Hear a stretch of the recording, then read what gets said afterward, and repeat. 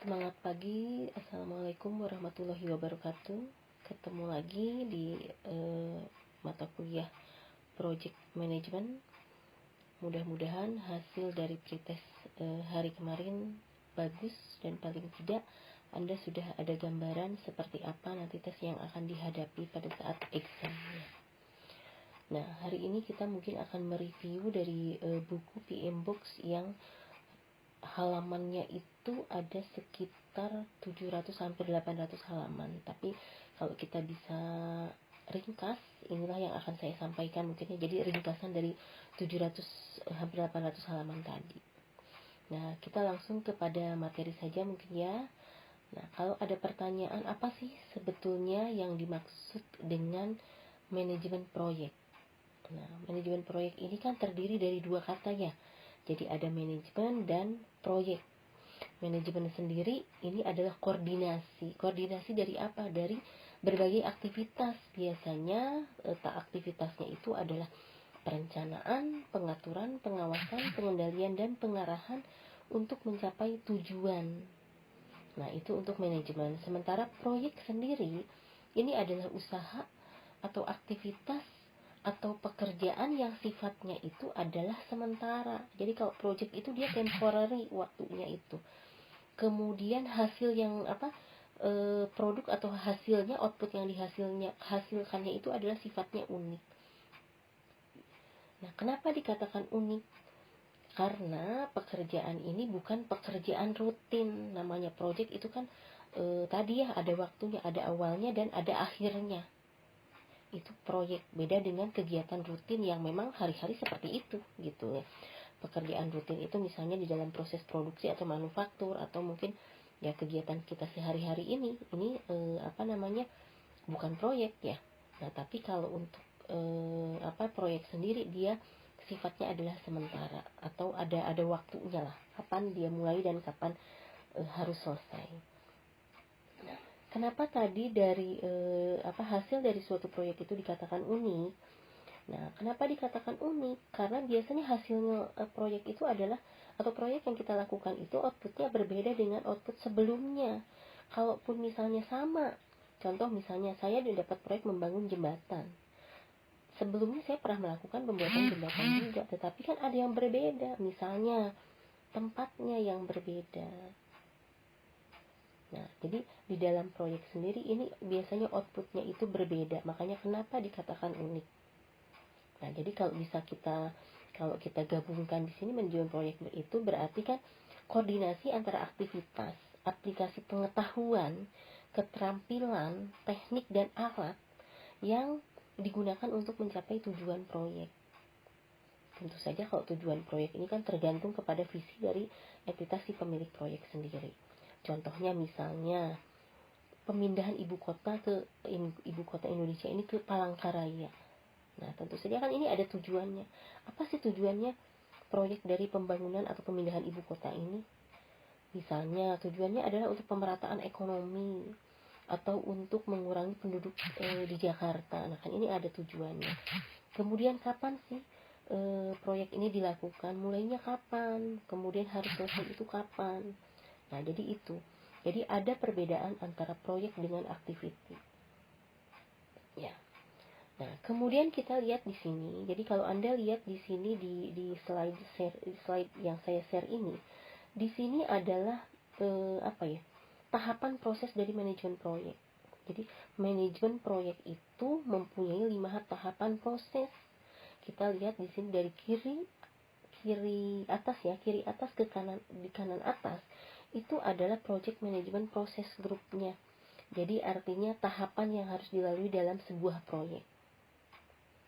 Nah, tahapan proyek ini biasanya dimulai dari inisiasi. Jadi kalau dulu Anda pernah mendengar namanya POAK atau PDAC, itu adalah tahapan di dalam manajemen. Nah, tetapi kalau tahapan di dalam proyek ini atau dalam manajemen proyek ditambah dengan proses yang namanya inisiasi. Jadi suatu proyek itu pasti diawali dengan inisiasi. Jadi inisiasi ini tahapan awal atau fase pertama dari proses manajemen proyek. Jadi pada tahap inisiasi ini ditentukan apa tujuan proyeknya. Bagaimana studi kelayakannya, artinya apa sih benefitnya proyek ini dilihat misalnya dari sudut pandang bisnis. Kemudian siapa saja stakeholder yang terlibat. Kemudian sampai dengan kepada siapa proyek ini akan dilimpahkan. Ini tertuang di dalam proses inisiasi. Jadi dalam proses inisiasi inilah awal sebuah proyek. Kemudian berikutnya adalah planning atau perencanaan. Jadi kalau perencanaan ini tentu saja fase berikutnya setelah inisiasi. Jadi di fase ini manajer proyek bersama dengan timnya itu melakukan perencanaan. Agar apa? Agar proyek ini dapat diselesaikan sesuai dengan tujuan. Jadi cakupan dari perencanaan ini meliputi tadi seluruh knowledge area. Nah, knowledge area ini nanti yang akan saya jelaskan setelah tahapan proses dari manajemen proyek. Nah, kemudian tahap berikutnya adalah eksekusi. Pada tahap eksekusi ini tentu saja merupakan implementasi dari proyek. Jadi implementasi dari perencanaan proyek tadi. Kan kita pada saat planning itu kita sudah menentukan nih, apa sih tujuan dari proyek ini. Nah, eksekusi inilah fase untuk implementasinya. Setelah implementasi dilaksanakan, harus ada yang namanya proses controlling dan monitoring. Jadi ada proses untuk mengawasi dan mengendalikannya. Jadi di sini manajer proyek itu harus melakukan pengukuran apakah implementasi proyek ini sudah sesuai dengan rencana proyek ini. Tentu saja kita kembali ke constraint-nya si manajemen ya. Jadi bagaimana waktunya, sesuai tidak dengan waktunya, bagaimana lingkupan kerjanya, sesuai tidak. Begitu juga dengan cakupan anggarannya. Nah, ini ada di dalam tahap monitoring dan controlling. Kemudian tahap proses berikutnya di sini ada yang namanya closing. Jadi closing ini tentu saja fase penyelesaian ya, atau fase finalisasi dari seluruh atau sebagian dari proyek tadi. Nah, ini mungkin bedanya dengan manajemen ya. Jadi ada proses inisiasinya. Nah, berikutnya kita lihat ke kiri atas sampai kiri bawah ya. Di sini ada project manajemen proyek knowledge area. Jadi apa ya? Project knowledge area ini ada 10. Jadi kalau kita lihat di sini ada dari project integrasi sampai dengan stakeholder management. Nah, kita lihat yang pertama di sini ada project integrasi management. Nah, project integrasi management kalau menurut menurut KBBI mungkin ya, kalau integrasi itu kan berarti pembauran ya. Jadi pembauran menjadi sesuatu yang utuh, menjadi suatu kesatuan. Nah, kalau kita lihat di dalam manajemen proyek, berarti integrasi manajemen itu apa? Dia menyatukan keseluruhan proses. Jadi keseluruhan proses dan aktivitas dalam proyek tadi, mulai dari inisiasi sampai closing. Jadi kalau kita lihat dalam project knowledge areanya integrasi manajemen, ini setiap prosesnya ada. Jadi kita lihat di inisiasi. Pada saat inisiasi juga ini ada dilakukan inisiasi nih, apa hasilnya? Di sini ada develop project charter. Artinya pada saat inisiasi ini harus ada muncul yang namanya surat perintah ya, surat tugas, surat kesepakatan agreement, komitmen. Nah, ini ada di dalam project charter. Jadi ada kesepakatan, ada surat tugas bahwa tim kita mendapatkan proyek untuk membangun misalnya bangunan sekolah. Nah, tertuang di situ ada surat tugasnya, kemudian berbagai komitmen dan kesepakatan tertuang di sana di dalam project charter. Nah, kemudian di dalam tahapan atau proses planning, di sini ada proses yang namanya develop project management plan. Jadi setelah kita mendapatkan tadi surat tugas atau surat perintah tadi, baru kita merencanakan membuat plannya, manajemen plannya itu seperti apa. Jadi nanti kan kita akan tahu tuh berapa biaya, apa keuntungannya, itu yang tertuang di dalam project charter.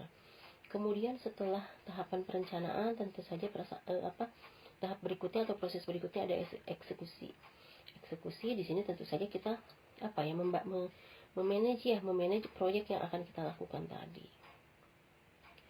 Kemudian tahap berikutnya di dalam integrasi manajemen itu adalah monitoring dan controlling.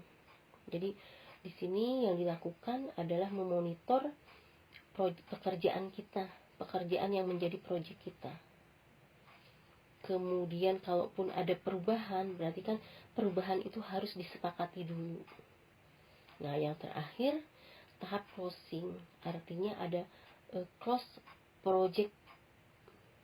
Nah, di closing ini pada tahap tadi seperti dibilang namanya proyek kan berarti ada kapan mulai kapan selesai. Nah, pada tahap closing ini tentu saja pada tahap proses project integrasi manajemen di sini ada yang namanya close project. Jadi project itu selesai pada tahap closing. Nah, kemudian berikutnya di knowledge area yang kedua di sini ada project scope management. Kalau project scope management tentu saja mengarah pada pentingnya atau mengidentifikasi pernyataan kerja. Jadi komponen atau produk yang dihasilkannya itu jelas. Jadi kalau scope itu kan sebetulnya ruang lingkup ya, atau cakupan. Jadi kalau di dalam proyek, jadi lingkup kerja proyeknya itu apa sih? Karena ini yang menjadi fokus utama di dalam knowledge area ini. Jadi apa yang menjadi outputnya? Output itu misalnya produk nih, harus seperti apa sih produknya, speknya seperti apa? Nah, inilah yang harus ditentukan atau harus didefinisikan secara jelas di dalam dokumen rencana proyek. Jadi kita itu dapat proyek itu harus jelas. Apakah saya itu dapat proyek membangun gedung sekolah itu hanya bangunannya saja atau beserta dengan interiornya. Nah, itu kan harus tertuang jelas karena itu masuk ke dalam ruang lingkupnya. Jadi skop proyek yang kita jalankan itu seperti apa. Jadi lingkup kerja juga ini kan sebetulnya bisa berubah ya. Bisa berubah tergantung misalnya implementasi proyeknya atau sesuai kebutuhannya. Jadi output yang paling penting di dalam scope management ini adalah WBS-nya. Jadi ada work breakdown structure. Nah, untuk project scope ini kita lihat di dalam tahapan atau proses manajemen proyeknya. Yang pertama itu ada plan scope management tadi. Jadi proyek yang akan kita lakukan itu batasannya apa saja. Kalau produk ya misalnya bentuknya harus seperti apa, ukurannya segimana, jadi harus jelas scope di awal itu. Nah, kemudian yang kedua di sini ada collect requirement, artinya kita mengidentifikasi kebutuhannya. Jadi untuk membuat proyek yang akan kita lakukan, saya kasih contoh tadi lah, saya akan membangun bangunan gedung sekolah misalnya. Scope-nya seperti apa? Oh, saya harus membangun gedung serta melengkapi dengan interiornya misalnya. Saya mengidentifikasi kebutuhannya itu apa saja sih. Itu ada di dalam collect requirement. Kemudian kita mendefine scope-nya. Jadi apa sih tujuan dari proyek ini? Nama proyeknya itu apa? Kemudian benefitnya apa? Nah, itu ada dalam define scope. Baru kita meng-create WBS-nya. Jadi baru kita membreakdown breakdown structure-nya. Ya. Kemudian di dalam project scope management ini proses berikutnya adalah monitoring dan controlling. Jadi dalam tahapan ini kita memvalidasi scope-nya apakah sesuai atau tidak. Kemudian mengontrol scope-nya. Proyek yang kita lakukan ini berjalan akurat atau tidak, tepat atau tidak, benar atau tidak. Itu ada di dalam monitoring dan controlling. Nah, kemudian masuk area knowledge yang berikutnya di sini ada time management. Kalau time management ini berhubungan dengan schedule ya. Jadi jadwal. Kalau jadwal ini kan salah satu elemen yang paling penting juga dalam proyek. Kan suka dikatakan ada proyek yang terlambat, ada yang cepat. Berarti kan ini lebih ke schedule-nya. Jadi ke time atau waktunya. Kan biasanya si manajer proyek itu selalu dihadapkan kepada pertanyaan kapan sih proyek ini selesai. Nah, sebetulnya kan mudah ya pertanyaan kapan sih selesai gitu. Tapi jawabannya yang susah. Ya, karena kita khawatir gitu loh. Jadi khawatir si manajer proyek itu khawatir dia menjawab kapan selesai tapi ternyata bisa lebih kan, rata-rata kalau lebih cepat sih jarang ya, tapi kok ternyata molor.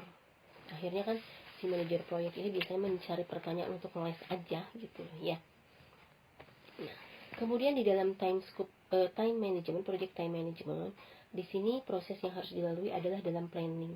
Jadi di dalam planning ini merencanakan schedule manajemennya.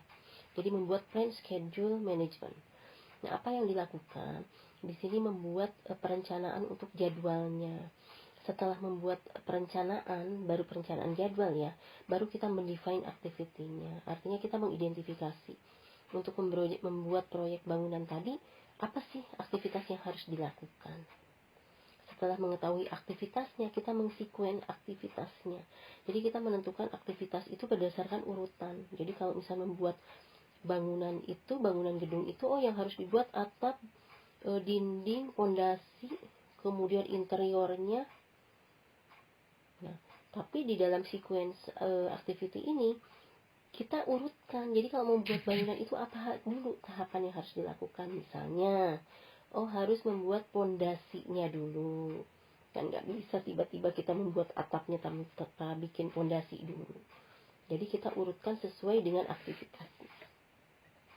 Kemudian berikutnya adalah mengestimasi activity resource. Artinya kita sudah tahu tuh kegiatan yang harus dilakukan apa, sudah diurutkan berdasarkan urutannya. Kemudian sumber daya yang digunakannya itu harus orang seperti apa sih? Misalnya kalau saya membuat bangunan, saya membuat pondasi dulu nih. Kira-kira orang yang punya kemampuan apa sih kalau saya harus meng-hire orang untuk membuat pondasi? Kemudian teknologi yang digunakannya apa? Kira-kira berapa orang yang harus saya hire atau saya butuhkan? Nah, itu ada di dalam activity atau estimasi resources ya. Nah, setelah kita mengestimasi sumber daya yang diperlukan, baru kita mengestimasi waktunya, durasinya. Jadi aktivitas setiap durasi setiap aktivitas itu diidentifikasi. Misalnya membuat pondasi berapa lama, kemudian setelah membuat pondasi, berarti kapan dijadwalkan untuk membuat misalnya dindingnya, itu juga perlu berapa lama. Berikutnya juga dengan aktiviti-aktiviti yang lain.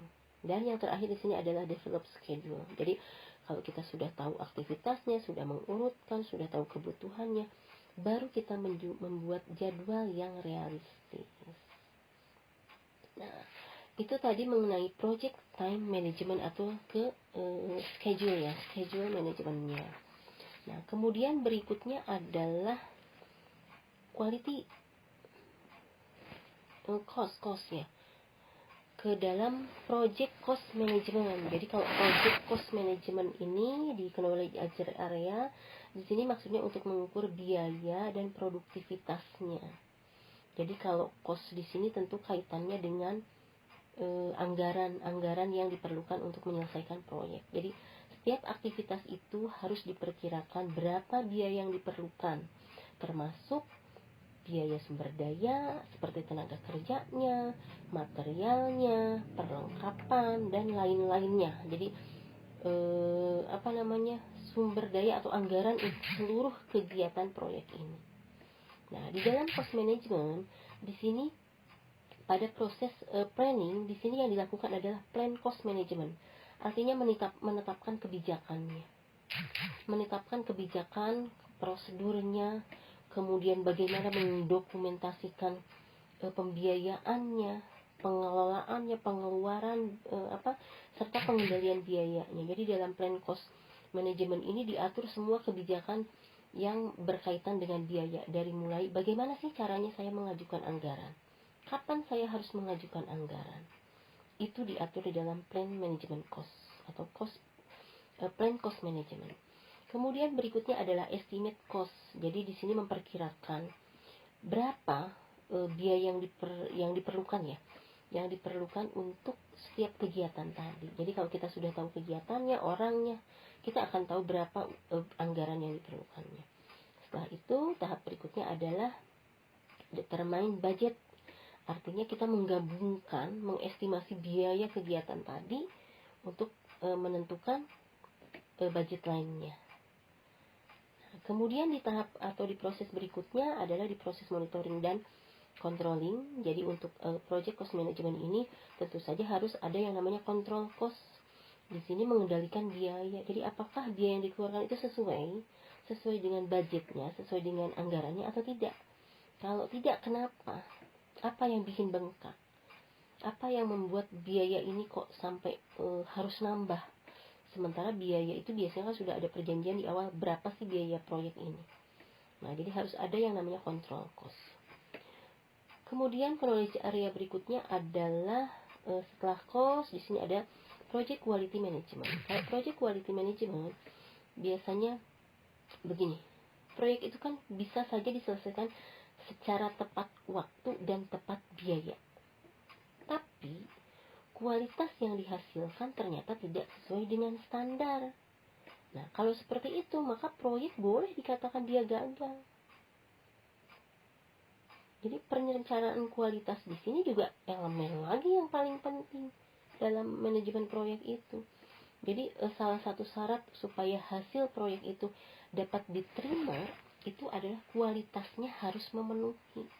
Jadi kalau ternyata kualitas produk atau output yang dihasilnya tidak memenuhi standar, berarti kan proyek itu tidak bisa di closing. Nah, jadi kembali lagi bahwa di dalam project ada constraint project, yaitu scope, time, cost, quality. Nah, di dalam quality atau project quality management di sini dalam tahap planning ya. Dalam planning ini ada yang namanya Sebentar, dalam quality ada plan quality management. Di dalam plan quality management berarti kan kita membuat perencanaan mengenai kualitasnya. Jadi output yang akan kita deliver kepada pemberi project itu kualitasnya harus seperti apa. Jadi kalau saya membuat bangunan tadi, saya dapat proyek membuat bangunan, kualitasnya itu kualitas real estate atau kualitas RSS. Jangan di perjanjian kualitasnya real estate, tetapi pada saat closing project saya deliver outputnya kok ternyata RSS ya. Karena kan standar RSS dan real estate itu pasti beda. Nah, makanya di dalam plan quality management di sini harus jelas seperti apa kualitas yang dijanjikan. Kemudian di dalam tahapan eksekusi untuk melakukan quality management tadi, tentu saja di sini ada perform quality assurance. Artinya apa? Berarti kan di sini harus harus ada yang melihat betul tidak ada quality assurance-nya, harus ada yang memeriksa kesesuaian kualitas yang dijanjikan dengan yang dihasilkan. Kemudian kontrol juga tuh kualitinya. Jadi ada di proses monitoring dan kontrol sesuai tidak. Nah, jadi kualitas atau quality juga di sini sangat penting untuk manajemen untuk sebuah proyek. Nah, kemudian knowledge area berikutnya adalah human resource management. Kalau human resource management ini tentu saja lebih mengarah ke manajemen tenaga kerja ya, atau sumber daya manusia dari timnya sendiri. Jadi bagaimana mengalokasikan tim agar dapat diselesaikan tepat waktu maupun anggaran. Jadi setiap perencanaan itu sumber daya manusia atau timnya itu harus diidentifikasi sesuai perannya, sesuai tanggung jawabnya. Jadi ada kualifikasi pada posisi tertentu. Cocok nggak sih SDM ini ditempatkan pada posisi ini?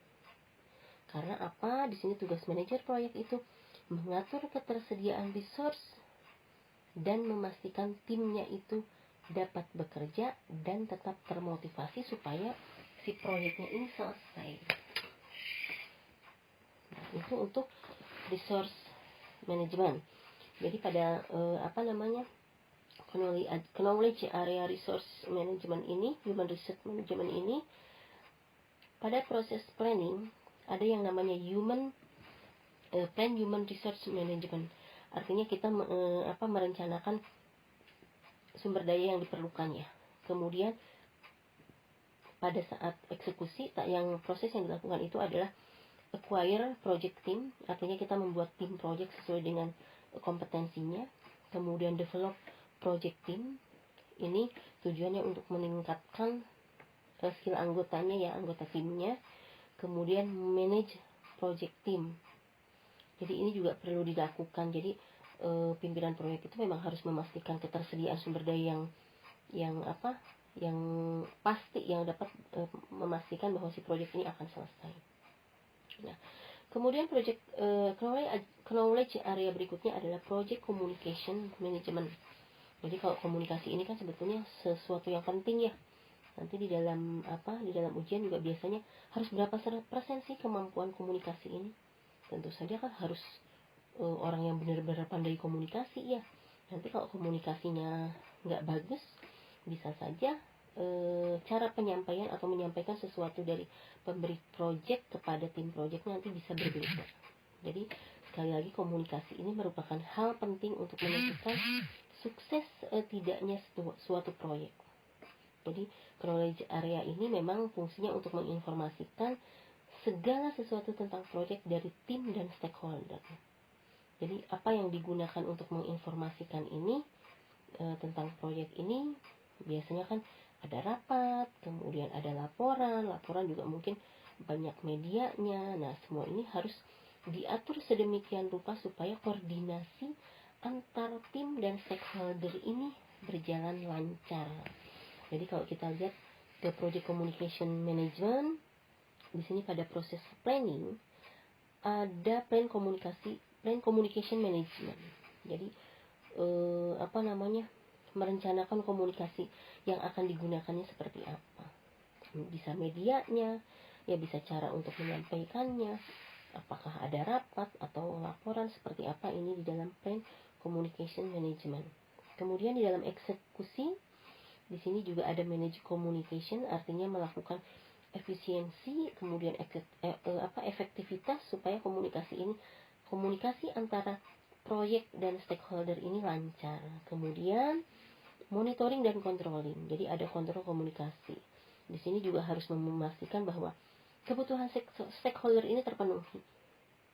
Jadi si komunikasinya harus bagus sehingga kita bisa memastikan bahwa stakeholder sudah permintaannya itu sudah terpenuhi dan tercapai.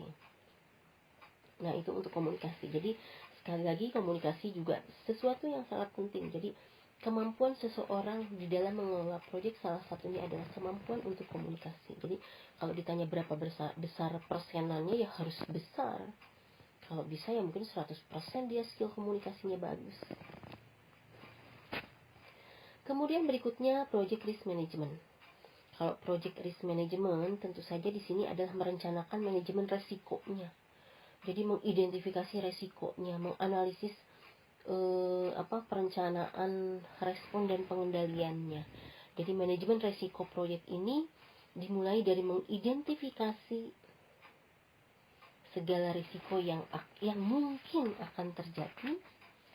Ya, karena kan resiko ini sebetulnya pasti ada. Cuma kalau kita manage resiko ini bisa diatur, jadi bisa dibuat daftarnya, bisa dikelompokkan, bisa diurutkan berdasarkan prioritasnya. Setelah kita urutkan, kita kelompokkan, baru kita bisa menganalisis dampak dari resiko tadi. Ya, jadi kalau misalkan dampak pada resiko kualitasnya apa, kalau SDM-nya nggak benar, kira-kira resikonya apa, anggarannya gimana, jadwalnya juga apakah akan tepat atau tidak. Jadi banyak hal ya. Nah, setelah kita tahu resikonya, tentu saja kita bisa merencanakan tindakannya atau tanggapan terhadap resiko yang mungkin akan terjadi. Nah, jadi kalau kita lihat di sini, di dalam planning, ada plan risk management. Bukan kita merencanakan resiko ya, tetapi kemungkinan resiko yang akan terjadi itu apa. Nah, setelah itu tadi diidentifikasi, dikelompokkan. Kemudian ada perform qualitative risk analysis. Jadi setelah dikelompokkan itu diprioritaskan mana kemungkinan besar yang akan terjadi, diurutkan berdasarkan prioritas resiko. Baru ada perform quantitative risk analysis. Jadi ini juga biasanya dilakukan untuk menganalisis pengaruhnya ya. Jadi kalau resiko misalkan waktunya terlambat, kira-kira resiko yang akan terjadi apa. Nah, kemudian baru kita plan risk response, artinya kita menjadwalkan atau merencanakan tindakan apa sih yang bisa dilakukan supaya ancaman atau resiko tadi bisa diminimalisir. Nah, berikutnya adalah project procurement management. Jadi kalau procurement management ini berkaitan dengan pengadaan ya. Jadi proses yang diperlukan untuk memperoleh produknya, jasanya, atau ya kebutuhan untuk proyek ini didapatkan dari mana. Jadi ada pengadaannya, seperti apa sih aktivitas pengadaan yang diperlukan untuk pelaksanaan proyek ini. Jadi aktivitas pengadaan ini contohnya misalnya bagaimana menyeleksi atau merekrut subkontraktornya. Kan ada kalanya pada saat kita tadi membuat bangunan itu, mungkin saya hanya membuat bangunan saja, tapi untuk interiornya saya subkontrakkan kepada siapa. Nah, kan ini ada aktivitas pengadaan berarti kan. Nah, seperti apa atau apa yang harus dilakukan. Jadi pada saat planningnya ini kita membuat perencanaannya ya. Seperti apa sih aktivitas pengadaan itu. Kemudian ada conduct procurement-nya. Jadi di sini mendapatkan responnya ya. Jadi bagaimana sih memilih seller itu, kemudian bagaimana memberikan kontrak itu. Nah, jadi bagaimana tim ini akan menerima tawaran. Di sini ada conduct procurement. Kemudian monitoring dan controlling. Kalau di dalam kontrol procurement di sini tentu saja kan kita harus mengelola mengontrol bagaimana aktivitas tadi. Jadi jangan berdasarkan suka tidak suka, barangnya nggak bagus nih, atau subkontrak ke PTA ini nggak bagus, tapi ada hubungan dekat. Nah, jadilah dipilih. Jadi ada prosedur yang harus dilalui dalam melakukan aktivitas pengadaan. Begitu juga di akhir di sini ada closing, artinya close pengadaannya. Jadi bagaimana proses menyelesaikan setiap proyek pengadaannya. Nah, kemudian yang terakhir adalah project stakeholder management. Kalau project stakeholder management di sini berarti kan dia proses untuk mengidentifikasi orang-orang atau kelompok atau mungkin organisasi yang dapat mempengaruhi proyek. Karena kan proyek itu biasanya ada di tempat baru yang kita tidak tahu medan lah. Kemungkinannya tadi misalnya penduduk setempat itu kan biasanya pengen diberdayakan. Nah, kemudian ada LSM tidak di sana. Biasanya ada kelompok atau organisasi nggak yang bisa mempengaruhi proyek ini. Nah, itu yang harus dilakukan, jadi harus diidentifikasi. Jadi di sini juga kalau di stakeholder ini ada di tahap inisiasi ya. Jadi kalau di inisiasi di sini berarti kita mengidentifikasi stakeholdernya atau orang-orang yang kemungkinan akan mempengaruhi proyek ini. Kemudian ada planning.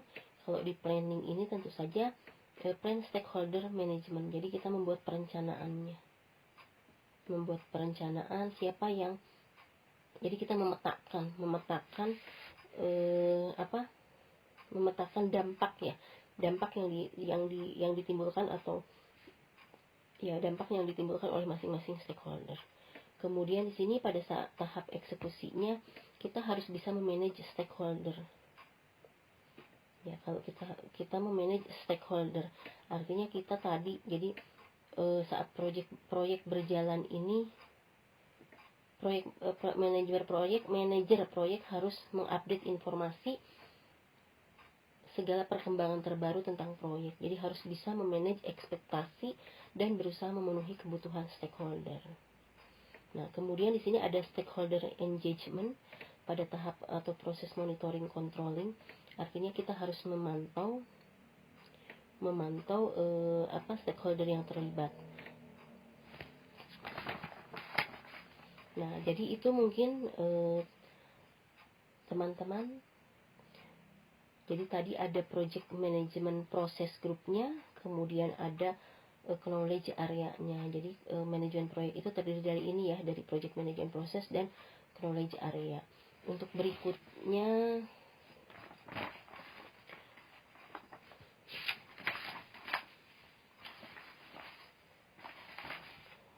Itu saja mungkin. Terima kasih.